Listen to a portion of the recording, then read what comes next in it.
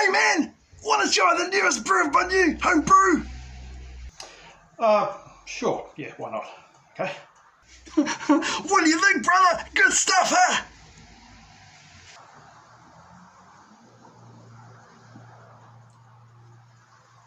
Yeah, no, it's good. Oh, sweet as! Want to try another one? No, I'm good, thanks, mate. Cheers, anyway. Yeah. Hey guys, happy HomeBrew Wednesday. Yeah, we've all it's a bit of a situation we don't like to find ourselves in, isn't it? Oh well. Hope you're well. Thought I'd just touch on a couple of little problems that you have in your home brewing career. This is one, you know, there's a very frustrating problem that a lot of brewers have.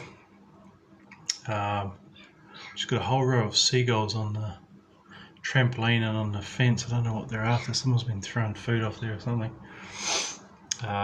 Anyway, cheers. Ginger beer. Ginger beer I made a wee while back. A little bit of chill haze happening there, but well, it's looking good.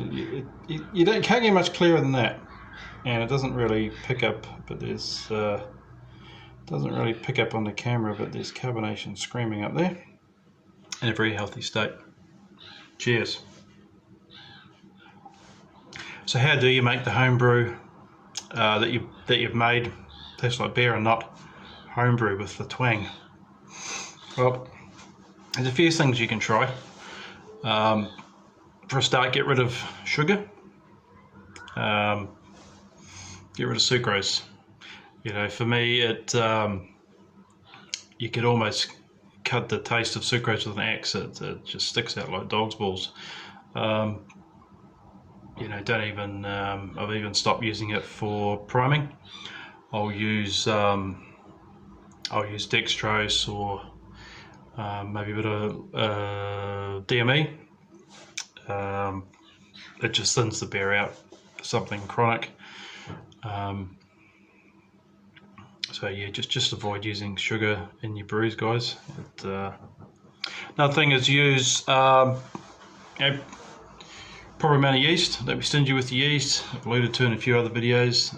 That'll really help your propagation of yeast cells. And hope that light's not annoying. Just right there. Makes my face look very YouTube friendly.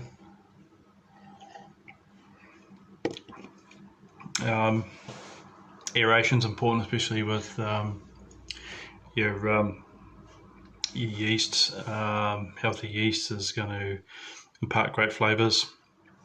What will happen if you've underpitched your yeast is that you can slow start your fermentation. It can potential to lead bacteria, and you know, you got that chance for that sour off flavours. A lot of guys who brew sour beers enjoy that sort of sour, funky taste. I'm not a big fan of sour beers. Reminds me of a seltzer, or it's got a bit of a taste that doesn't really appeal to me. That's my personal preference. Alternatively, leaving your yeast in too long, it'll cause a hot weather. It'll give it that taste, that off flavour, sort of phenol, marmitey sort of taste, especially in stouts. That doesn't really appeal to my palate. Check out how clear that is. That is just crystal. Ginger beer, guys, try it. Check out a previous video and get into it. One thing that can really damage your beer, and it actually happened with this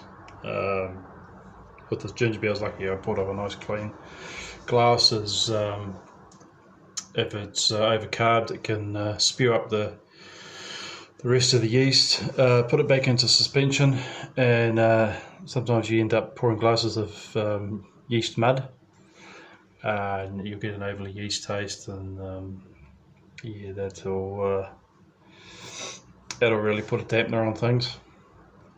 I know the Aussie counterparts, we do it here as well. I've done it once or twice. They cube their wort. It's a great idea when you're having trouble getting it down to pitching temp. It's a great, very efficient way of putting it into the cube, putting it in your fridge. Yeast will drop. A couple of weeks later, you know, you got crystal clear beer. It's a good way of stopping that yeast getting back up into the suspension, up into, you know, where you don't want it. Finally, your tap water. Very important. If you're lucky enough to have RO filtered water, then you should be fine. Alternatively, use bottled water. Our water here, I've got a water report for Nelson. It's probably a little bit old now, probably a little bit dated. It's fine. pH of 7.7, which is pretty good, really. For what is that seagull doing?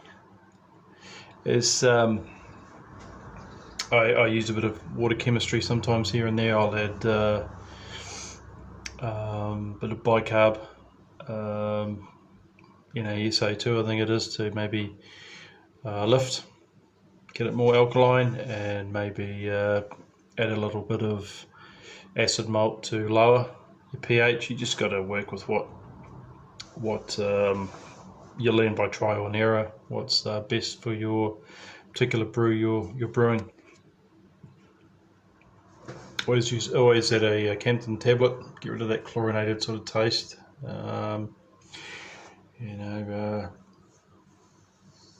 you've got to be careful with the water that we collected. It's rainwater, and it's going to contain some sort of bacterial containment. Alternatively, guys, if you're using kits like myself at the moment, always make sure the kit's fresh. You know, replace the dextrose with LME, DME. Chuck the yeast that comes in with the packet. Use something nice. USA 5 is my go-to yeast. Yeah, it's a really good article about. I think it's called 4 Steps to Extract Brewing. I'll put a link up here by a guy called Jester Goldman, I think it is. Just going through my notes, Jester Goldman, my notes. I keep notes. And yeah, I'll link it up here so you guys can check it out. Anyway, I'll leave this one here. I think I said happy Homebrew Wednesday at the opening. So yeah, I'll make it a Homebrew Wednesday. Anyway, time to chill out. I'll take a look at tea and drink some more of these. Very dry. You could call it a hard, dry ginger beer, really. Cheers for watching, guys.